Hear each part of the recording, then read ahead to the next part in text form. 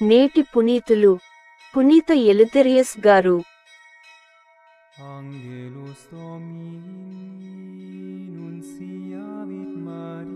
హృదయములలోని ఆలోచనలను ఆయన బహిరంగమొనర్చును.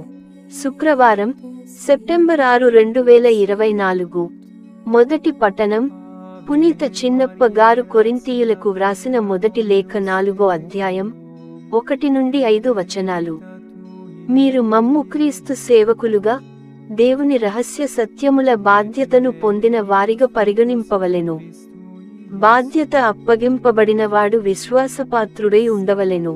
కనుక మీరుగాని లేక ఏ మానవ న్యాయస్థానముగాని నాకు తీర్పు చెప్పుట నేను ఎంత మాత్రము పట్టించుకొనను.